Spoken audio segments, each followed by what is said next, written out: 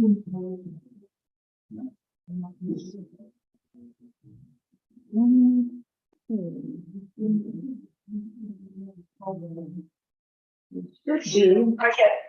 What time do you guys have? No. It's 1 o'clock. One, she's just hooking up. Good. It's Monday, August the 15th, 1 o'clock. We'll bring this meeting to order. And for the further meetings.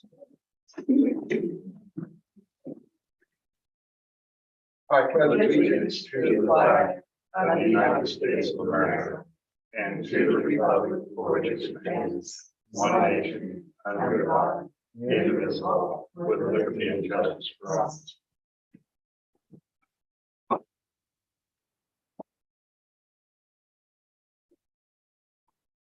First thing on the agenda is doing the Warrington construction for the decommission of the Redwood tank.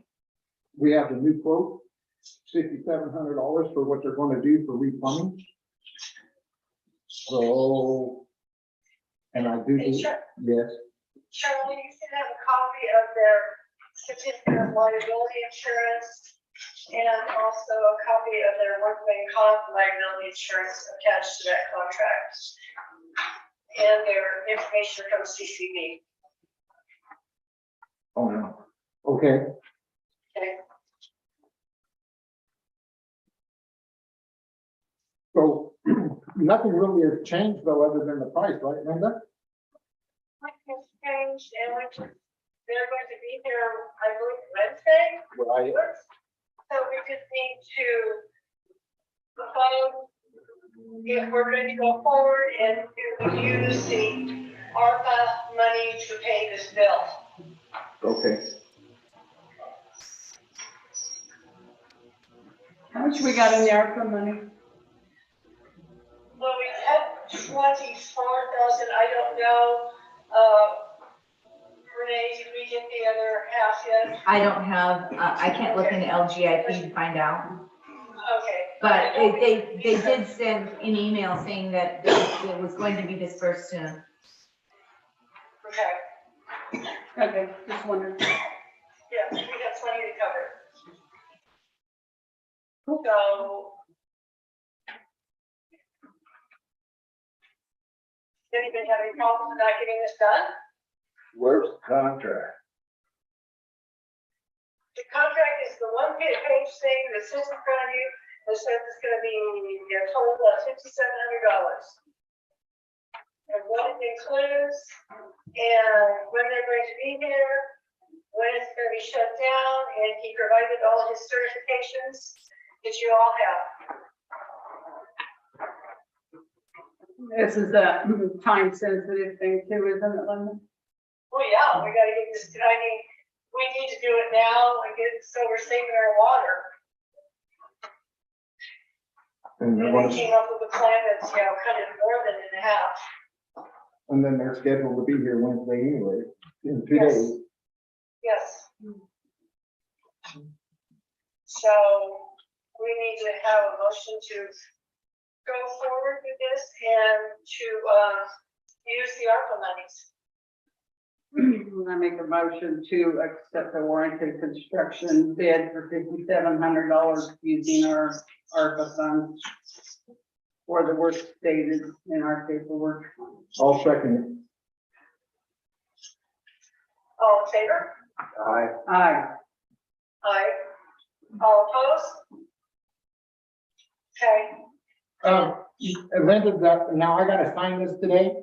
I would sign this today just to make it official, just so when they're there, Wednesday, we have it signed, so sign it later today. Okay, Yes. all righty. And then the second thing that we're gonna do is the Ballard building. I looked at our ordinance.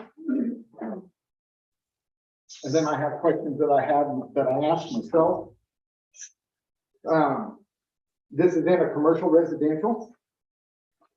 And it says that the sidelines are 5 feet.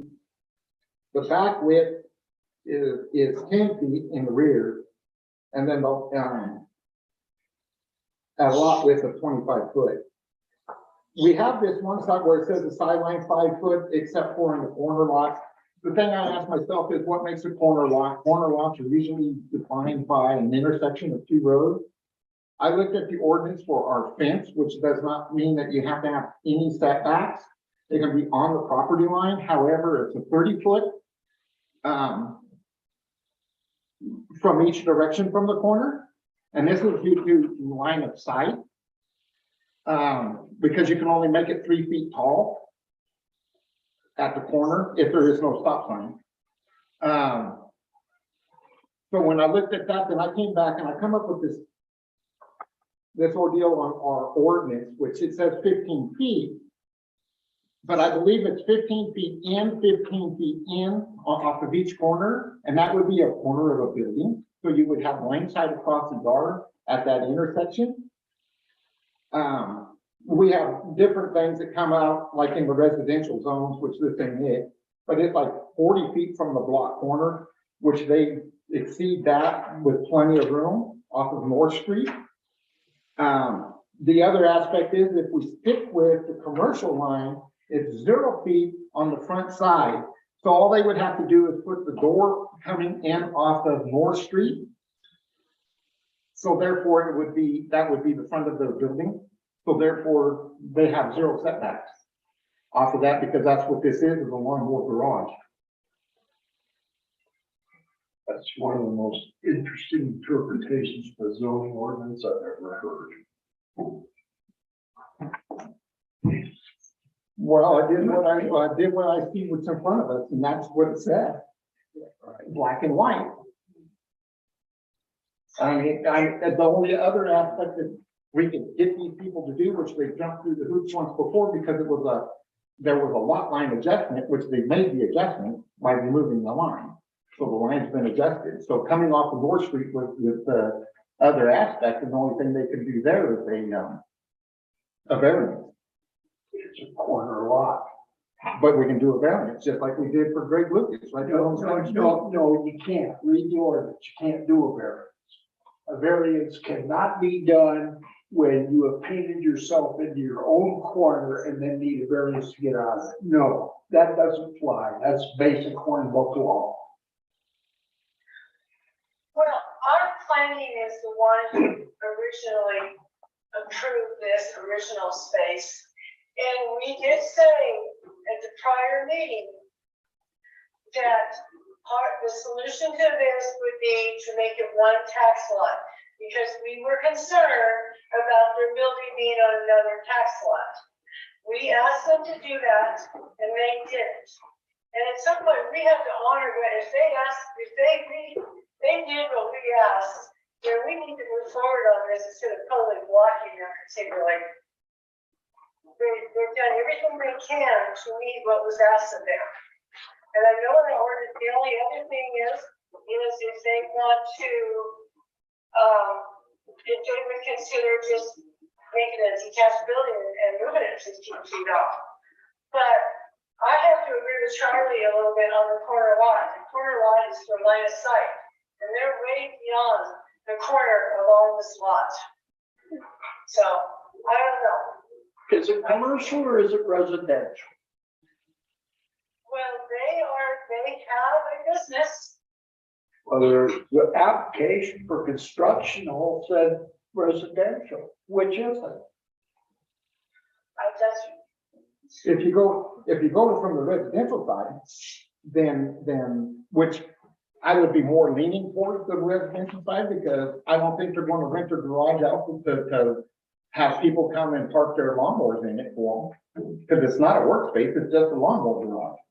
But if you go back to the residential side, which is the one up above there, it says a garage, 5 foot setback from the road, which equals to the 40 foot from the block corner.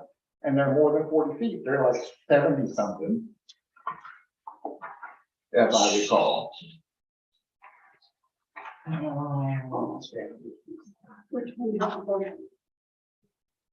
Because these are 50 foot lots and they're 2.5 blocks over. So that's like 70 feet. They say 72 on their, that they're saying 72 to the one side of the building. That's not counting what it is to the other side of the building. So they got 72 foot to where this building begins. And they did put their original house 15 feet off the corner lot. Yeah, so it's 15 on one side and 27 off the other. Yeah, yeah, So that would be that corner. yeah, right. Because like I said, when you're building a structure, whether it's a house, barn, shop, it don't matter. But when you get your setbacks, the setbacks come into the corner. And then you build to the inside of the lot.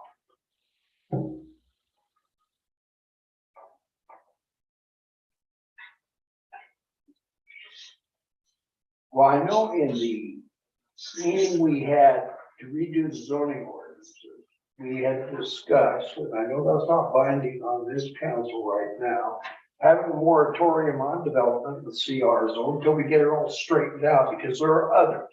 It's gonna be one after another. Well, And just a minute. okay, perfect. And what's gonna happen is people are gonna say, well, I already did this. So you need to make an exception for me, even though I did it illegally and it was approved illegally by the city. Where does that get us? Now, Marcia, you were there. That's what we discussed. Rebecca was there. Yeah. And is your position now you don't want to do that? I want to follow the current ordinances that we have, but you also mentioned in the meeting that we have a big problem with these ordinances for We do. definition. We do. And I can see how this is going, so I will end it this way. The three of you are the best reason that the public can hear for why we ought to have competent people do our zoning. So go ahead and make your motion and let's get it over with. Well, I'd like to elaborate a little bit on what you were saying there, Martin, because it's one of the things that always sticks with me is things out here, we know they ain't right. We know things out there in the world that we have in Sumpter. I don't care what zone you go to, if it's not right. So I called and talked to Paige. Paige slowly says, because she's big on planning, Paige slowly says, I don't care how you look at it, I don't care what zone it is, all of these buildings and everything that's there is grandfathered in until they want to expand. Then after that, then it can go to, now you gotta set whatever the ordinance is today, whatever the ordinance is going to be. So if we change it, then it'll get changed. But other than that, we can't make everybody that's here change. It's illegal use to begin with. Can't, but you go ahead and do what you want. So, Martin, on your moratorium stuff, I understand what you're saying, but this application has been filed and is already in the works. It's not like we're taking a whole new application and starting. However, I guess the only other way to look at this, I kind of agree on the corners, but we also could approach them and ask them to make their shed a detached shed and move it 15 feet in off of the corner of their existing shed, or just put it in compliance. Correct? It'll put it in compliance of a commercial zone. Yeah. But With the setback, it doesn't necessarily mean it's in compliance with the uses allowed in that zone. Well, we're not talking about use, we're just talking about this building. Well, that's, I just, have this application, we asked them to do one thing, they come back and do it, and now we're saying, oh no, it's still not any good. Well, then, what do we want them to do so they can move forward? Have a true commercial use. We're not judging what a commercial business is, who sells what, and we are not defining it. If somebody says they have a business, then I guess they have a business. Are we gonna be the business police and go out and knock on doors and have people prove what they're selling? Apparently, we're not any kind of police. Go ahead and make your motion. Well, I want to make sure we have the right solution for this. I mean, if I had my preference, if we have to meet the 15-foot setback, I would like to see them just move that building and make it a separate building at 15 feet. To me, that would solve the whole problem. But then that's asking them to jump through another hoop, and then when they come back, we say, oh no, we've changed our minds again. We gotta quit changing our minds on these applications where people try to, we ask them to do something and then we give them another hoop. Can you read ORD 1994-4 in full?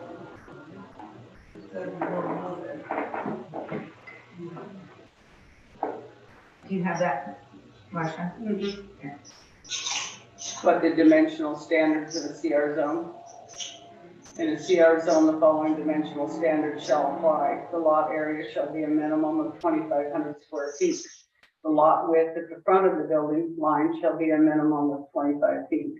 The maximum lot coverage by building and the site and rear yard shall be regulated by the necessary open space requirements of this ordinance, such as for off-street parking, sewers, interceptor tanks, and snow accumulations. The front yard shall be a minimum of 15 feet for residential and 0 for commercial. The building height shall be a maximum of 30 feet. So if they're commercial, they have 0 setbacks On the front on side. the front side. If they have a door, So that would be the thing, is if we're going to stick with commercial, so if they put the door coming in off of New Street, then, or North Street, then that meets the criteria. and we also have already passed a while back another one of these on a corner lot where they made their driveway come onto the street. We already passed that, so it's already been And that one, done once on a corner lot. They just had to have their garage the go. garage door had to be over. And it had 0 setbacks. For Mr. Wilson.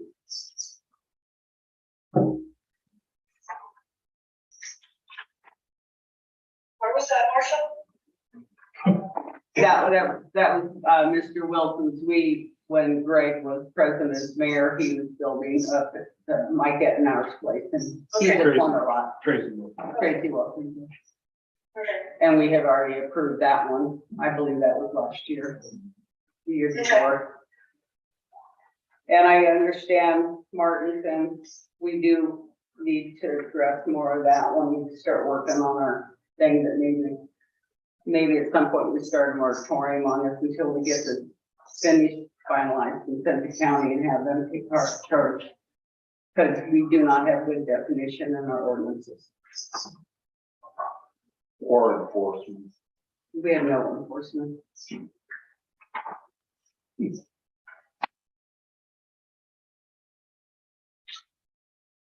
So what do you guys want to do?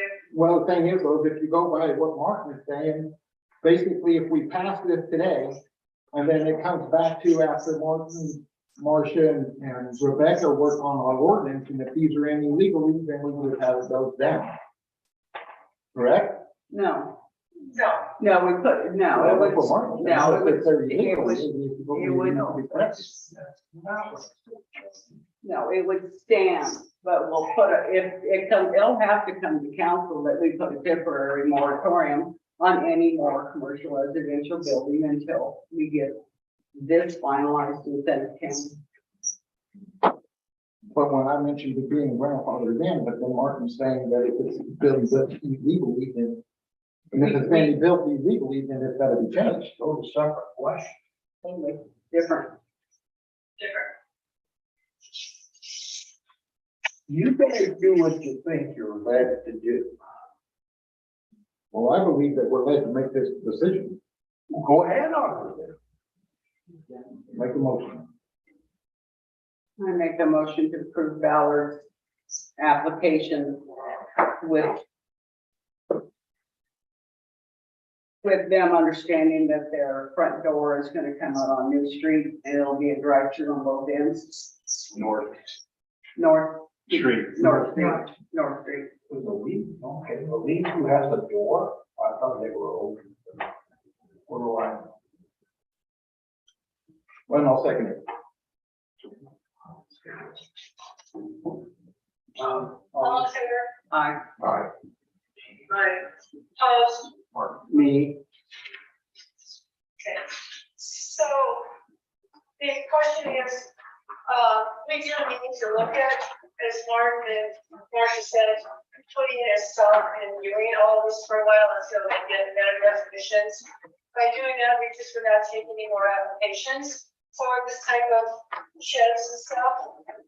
So, Can that go on the agenda for Tuesday? yes, if you guys feel comfortable about discussing it on Tuesday, why don't we put it on that agenda? And, get a little more information from the committee and then see if that's the best way to go, is just not take any more of these applications for a while. Now, is that gonna just be in the CR zone or is that gonna be all Well, I guess that's what we need to see what the committee brings to us. Martin, what? you're the head of the committee, what zone? Well, I'm the first among each of us to resolve. I think we need to have Paige give us a written opinion on how far, if at all, we can go with a moratorium. Okay? I'm not comfortable doing it on our own. I have my own ideas of what we can do, but I'm not the lawyer. Martin, could we make rough drafts of the ideas about taking a hold on this and sending it to her so she could give us her opinion, just to see where you guys were thinking? Yeah, it's real simple. It's being recorded, Renee, you just type these sentences out. And that is, maybe we put them in a moratorium Okay, on further development in the CR zone, pending resolution of our redraft of zoning ordinance. okay, That's simple. okay. I'm sure that's something Renee can type it up and submit it to Paige with an explanation of what we need. So, that'll be the, yeah, Paige needs to definitely look at all this that you guys are doing. Okay, works for me. I move we adjourn. All right, well, before that happens, I would like to submit my letter of resignation.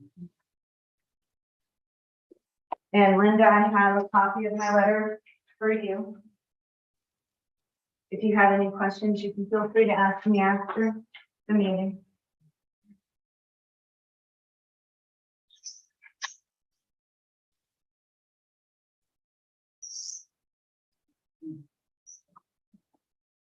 Do we still have a motion to? Well, Make a motion to adjourn the meeting? second. All in favor? Aye. Aye, opposed? Okay, there's nothing. All right, thank you, Linda. See you later. Bye.